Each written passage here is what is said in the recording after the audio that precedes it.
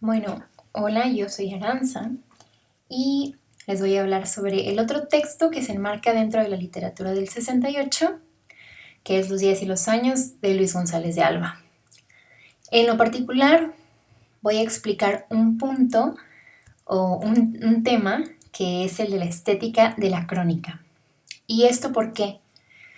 Bueno, con mi experiencia de lectura, me percaté de que no soy tan avesada en los géneros como quisiera.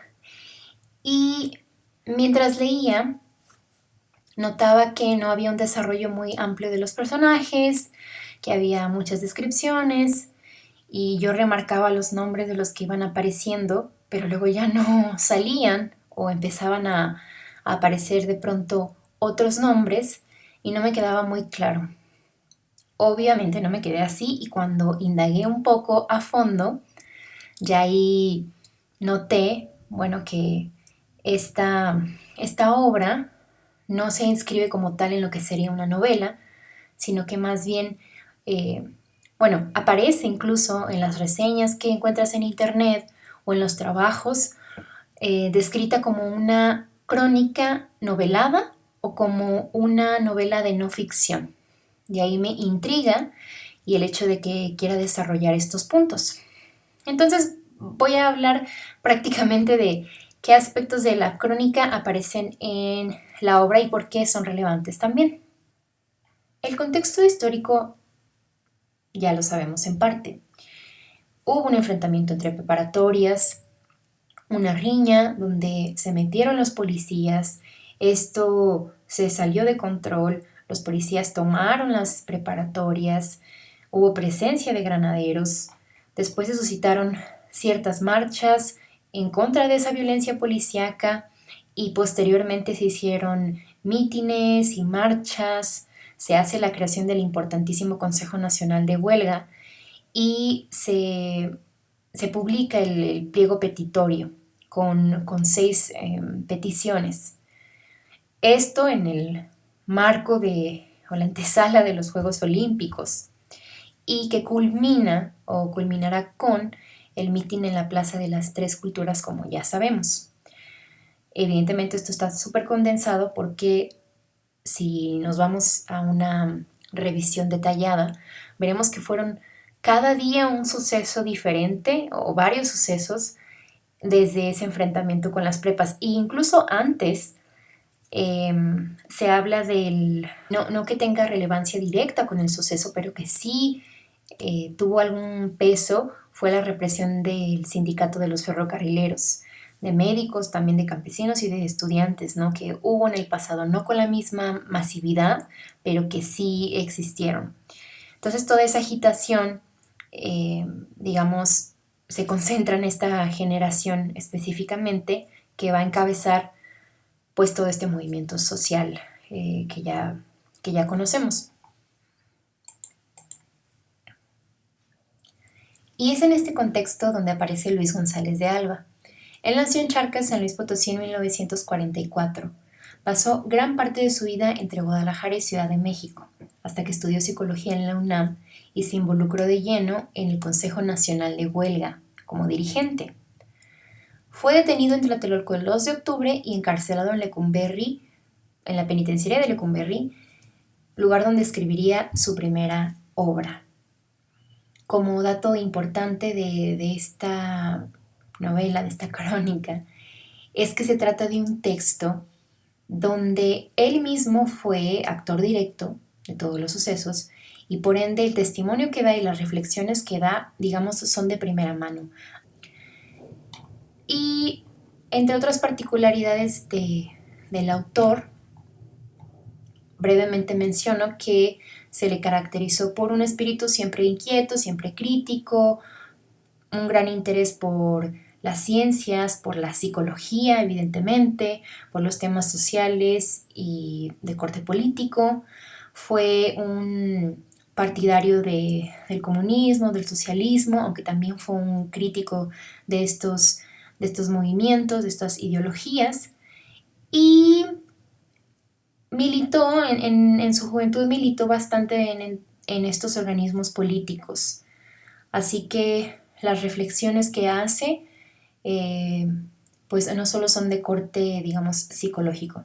De hecho, el libro que yo conseguí para la reseña es uno que les recomiendo, que se llama La ciencia, la calle y otras mentiras, que es una recopilación de eh, varias crónicas y varias notas que publicó a lo largo de mucho tiempo en periódicos de México. Ahora, partiendo de aspectos esenciales que forman parte de lo que se encuentra en la crónica y también en particular hablar de algunas de sus funciones. Como aspecto esencial o fundamental de este género es que es un género fronterizo que busca disminuir la distancia entre los distintos géneros e instaurar en un mismo texto la comunicación entre discursos antes considerados antagónicos o que se excluyen entre sí, como por ejemplo el periodismo a la literatura, ligar la narrativa histórica con la ficción, ligar la objetividad con la subjetividad y la oralidad con la escritura. Este género es, digamos, camaleónico, porque posee un carácter híbrido y cambiante. En ella, en la crónica, se puede rastrear a la vez el impulso del ensayo, el impulso ensayístico y del testimonio, pero también el de la crítica y el de la ficción. Entonces, esta condición híbrida le otorga un sentido político a su escritura, es decir, le provee de un carácter fuera del anticanónico, un carácter anticanónico. Por otro lado, tenemos el sentido dialógico.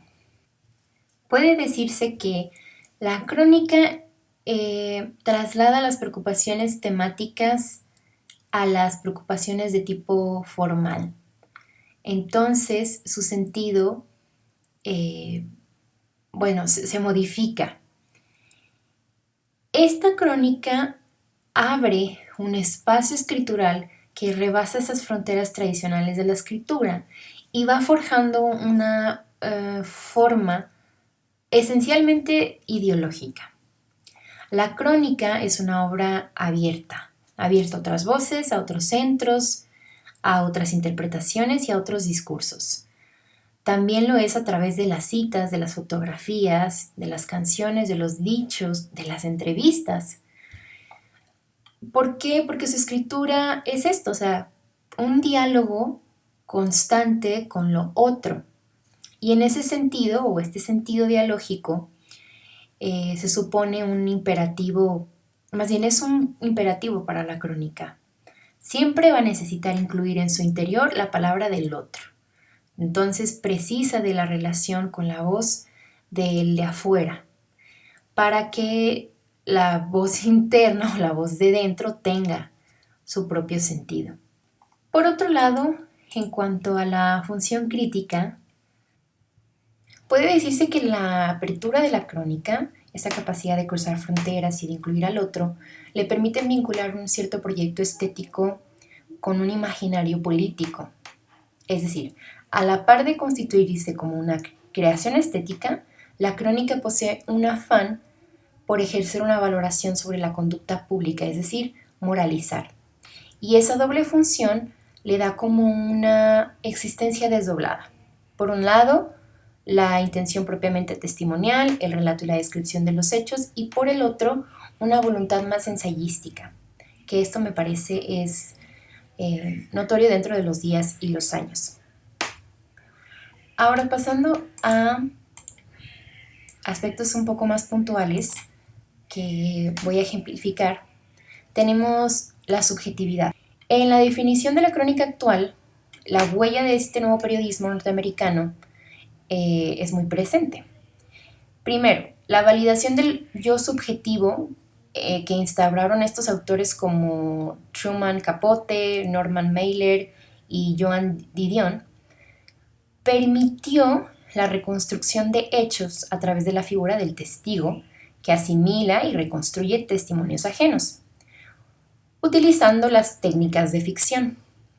Entonces, ahí le deviene este sentido transgresor al género, pues merma la posición ortodoxa del periodismo realista, que planteaba así una cierta objetividad, y que le representaba en sí al autor un impedimento en cuanto a elaboración de técnicas más artísticas. En otras palabras, este nuevo periodismo criticaba la representación objetiva de la realidad, la consideraba hasta cierto punto engañosa, y es por eso que mezclaba el reportaje de investigación con una escritura de intenciones estéticas o artísticas. Acá este aspecto nos hace entender que no se trata de establecer una visión única de lo sucedido, sino tan solo una mirada personal, que es lo que podemos ver en el siguiente fragmento. Este fragmento es del capítulo 9, página 104 a la 105. Dice: el vigilante me sigue mirando. De pronto me siento atravesado por la presencia de este patio vacío, la rosa, el cielo opaco, tan alto que da una extraña sensación de ausencia. Al mirar arriba podría estar flotando fuera de este patio, lejos de amapola, de esta luz mortecina. Y la jardinera, las bancas de cemento, la rosa, el foco que se mece más fuerte a mi espalda dentro de la celda, con platos limpios y comida fría, dentro de botes tapados y bien alineados, no existirían ya sino como un remoto punto al que es difícil llegar. Aquí, como nota extra, voy a mencionar un fragmento de Carlos Monsiváis, donde establece la convivencia entre la mirada objetiva y la subjetiva dentro de la crónica. Dice: el empeño formal domina sobre las urgencias informativas. Esto implica la no muy clara ni segura diferencia entre objetividad y subjetividad. En la crónica, el juego literario usa a discreción la primera persona o narra libremente los acontecimientos como vistos y vividos desde la interioridad ajena. Acá, bueno, es el uso de la primera persona. Vemos un poco de una descripción, pero también en el uso de las palabras, en este orden, hay un aspecto un tanto más subjetivo y hasta cierto sentido lírico. Ahora tenemos la intención disruptiva que también aparece. Esto es un no acaba. Como un mecanismo para evitar un discurso totalizador, que es lo que pasa por lo general con los gobiernos, aparece la imposibilidad de terminar el relato. La apertura, de la que ya hablábamos, no es una anomalía, sino una tentativa anti-autoritaria.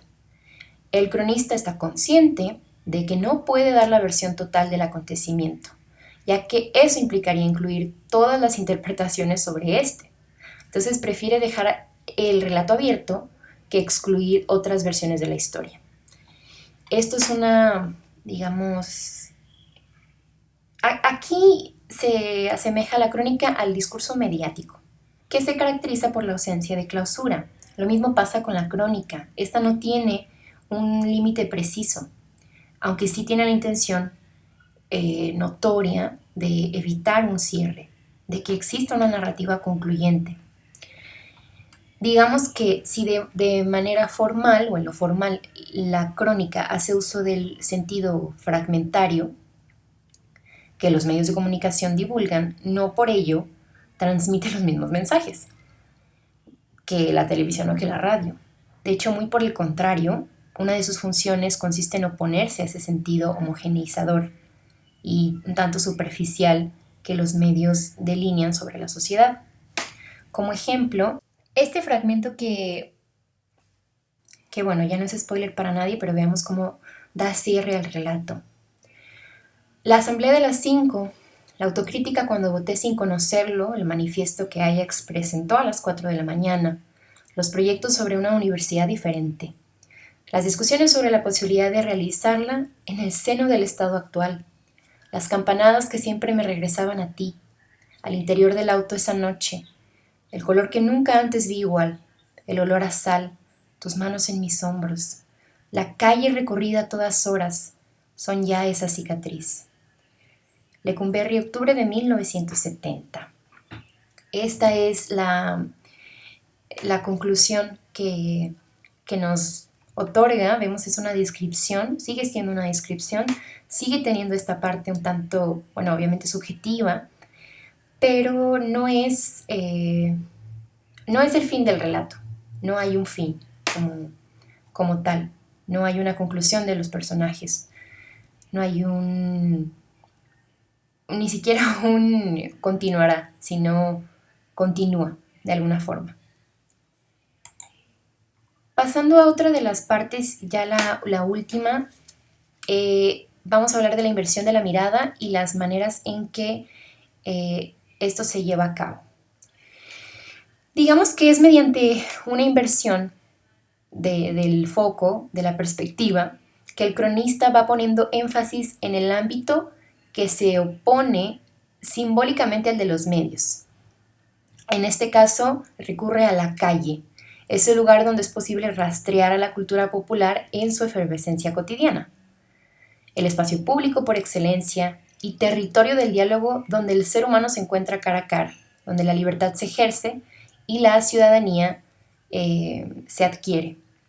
Ahora, no es solo así, ya que si la tecnología mediática disuelve esta distancia entre lo público y lo privado, implementando lógicas de mercado y de espectáculo, todo en detrimento de formas más argumentativas de carácter crítico, la crónica busca contrarrestar esto con diversas estrategias.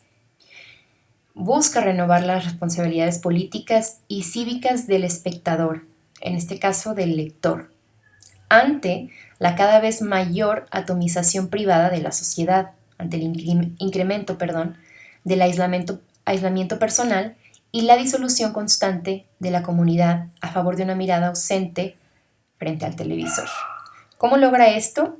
Pues a través de varios mecanismos, que es, primero que nada, posicionar lo marginal en el centro.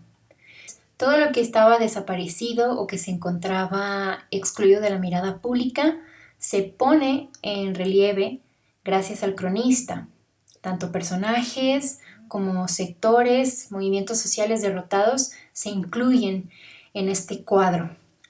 Y eso evidentemente pone otras cosas en relieve, como los propios sujetos, los temas y los problemas, el discurso que se genera o que genera esta función de la crónica es el de la evidencia, ¿no?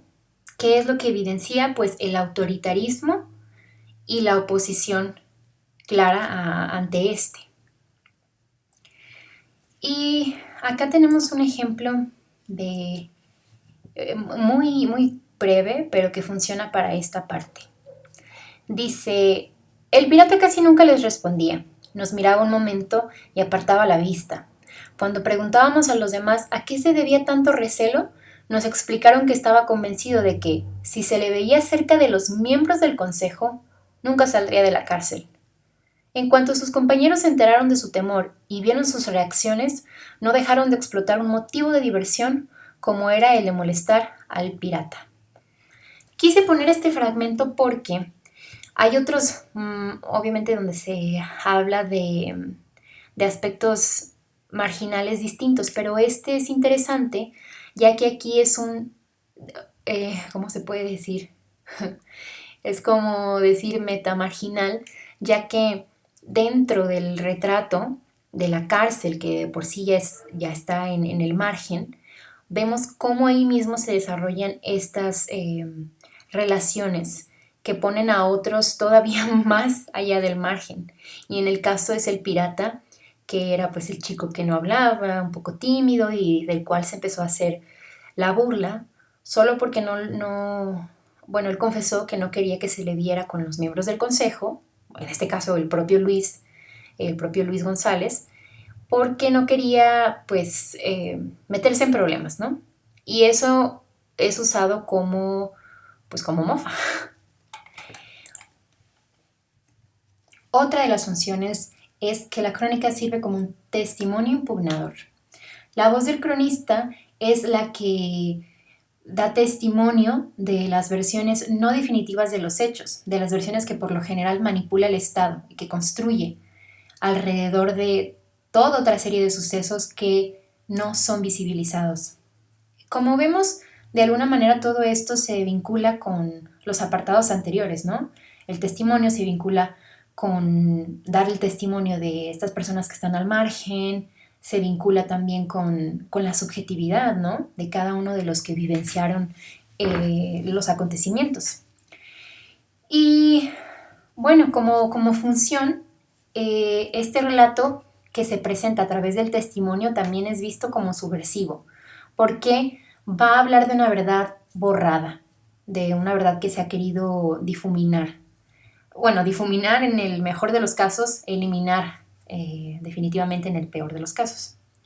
Entonces, el testimonio ayuda a la multiplicidad, al no determinismo y a las alternativas, de modo que la tolerancia se vuelve un sinónimo de inclusión y de posibilidad de relecturas continuas. Aquí quería poner este fragmento que es parte también del capítulo que leímos, porque precisamente nos da una imagen, una escena que no encontramos en lo que pudo haber dicho en aquel momento el gobierno de Díaz Ordaz, ¿no? Que hasta este momento no mencioné su nombre, me parece, pero y qué bueno. Acá dice, capítulo 13 igual, página 185. Escuché gritos a mi espalda. Levanté la vista que tenía fija en la plaza y vi que todos los ocupantes del piso habían sido puestos de cara a la pared en que se encuentran las puertas de los elevadores. Metralleta en mano, unos individuos rompían a jalones los alambres del motor que usábamos para el aparato de sonido. Contra la pared, hijos de la chingada. Ahorita les vamos a dar su revolución. Más que los empujones, cuando me ponían contra la pared y con las manos en alto, me indignaban las necedades proferidas por aquellos individuos que habían interrumpido en la tribuna. No voltees o te vuelo la cabeza. ¡Que no voltees!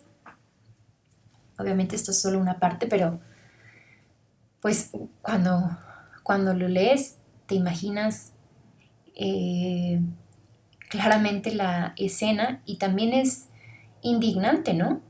Como si se buscaba una manifestación pacífica, un diálogo, es este el resultado, o es esta la participación que tiene el gobierno.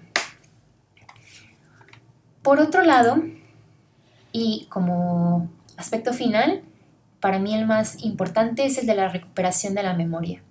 Decía que todo lo anterior tiene que ver uno con el otro y aquí se condensa, a mi parecer, la importancia de este tipo de relatos, porque es quizás aquí donde se sustenta toda esta amnesia colectiva. Es aquí donde aparecen los movimientos subsecuentes, donde aparecen las documentales basados en tal suceso, basados en tal movimiento. Y es importante porque todo este trabajo, no solo del cronista, o bueno, en este caso del cronista, va a representar como una contramemoria, va a crear espacios tanto en la literatura como, decía posteriormente, puede crear espacios como en los monumentos, como en los museos, etc. Va a crear estos espacios en donde la otra memoria, la perdida, la verdadera, tenga un espacio, tenga cabida y pueda ser compartida. Además, importante mencionar que el cronista va a politizar este pasado, va a tender puentes entre la historia y el presente del lector, que es lo que pasa ahora con nosotros. Ya estamos tan alejados de aquel momento y sin embargo entendemos quizá un poco más la gran masividad que tuvo el movimiento de los 43, la que tiene ahora la glorieta de los desaparecidos aquí en Guadalajara, a partir también de otros sucesos como la desaparición de los cineastas, etc. Y ese puente es pues una función muy específica de este relato, ¿no? Y en ese sentido, la crónica no solo busca contribuir a la creación de espacios democráticos, no, sino que quiere presentar una forma de resistencia. Y esto es muy, muy evidente, es muy marcado en los espacios públicos sobre todo, porque esta resistencia va a ayudar a una especie de recuperación también. El hecho de volver a estas reminiscencias de los sucesos, a volver a tocar el pasado traumático, es un ejercicio que de alguna manera dignifica a las víctimas involucradas y ayuda también en la reconstrucción de los tejidos sociales en torno a los derechos humanos. Para el caso del movimiento del 68, hablar de es como situarse en una herida muy, muy fuerte en la historia de México, que de hecho no alcanza todavía a cicatrizarse dentro del contexto actual porque sigue habiendo represión, sigue habiendo abuso de poder en el Estado. Y esta fecha en particular, 2 de octubre del 68, marca un parteaguas importante en México. Y también hablar de la Plaza de las Tres Culturas, hablar de Tlatelolco tiene un peso para la vida eh, de los estudiantes actuales, perdón, pero también pues hace pensar en las víctimas, ¿no? Acá quería poner este fragmento ya para dar cierre y mencionar que toda esta recuperación de la memoria fue, en el caso de Luis González de Alba, al interior todavía de Lecumberri. Entonces, imagínense cómo fue hacer este ejercicio, aún sufriendo las consecuencias de algo que él veía como alcanzable, como prometedor, el diálogo, la universidad libre, la universidad diferente, y cómo tiene que recurrir a este repaso del pasado, todavía vivenciándolo de alguna forma. Aunque sí se puede mencionar que la ventaja de esto es que le permite de alguna manera obtener también los recuerdos de sus compañeros de celda, ¿no? De personas que también estuvieron en el suceso y que ayudan también en la formulación de lo acontecido. Este fragmento me parece relevante para terminar. Lo leo. Hace una semana vengo dando vueltas a una duda que no he podido resolver. ¿Qué pasó cuando en agosto de 1968, hace un año, estuvieron a punto de iniciarse las pláticas con el gobierno a raíz de las declaraciones de Echeverría el 22 de agosto? No logro recordar los sucesos de los días siguientes. El 27 fue la manifestación más grande y, por la madrugada, intervino el ejército para despojar la guardia dejada en el Zócalo. Con este hecho se rompió toda posibilidad de diálogo. Pero, ¿qué pasó en esos 5 días? Bueno, ¿por qué destaco este fragmento? Porque precisamente se cuestiona qué, qué sucedió. Quizá él estuvo ahí, quizá también sus compañeros estuvieron, pero fue tan abrupto todo lo acontecido que difícilmente se puede hacer una anotación o una descripción así puntual de los sucesos. Por eso, pues la importancia de hablar de memoria en cuanto a crónica se refiere. Y pues bueno, compañeros, eso sería todo de mi parte. No hago una conclusión como tal, pero lo que quería era más que nada mostrar la pertinencia de estos aspectos de la crónica en el relato de los días y los años. Y aunque no estoy presente, pues espero si tienen cualquier comentario o duda o cualquier cosa que necesiten aclarar, que me escriban, si así lo desean. Muchas gracias.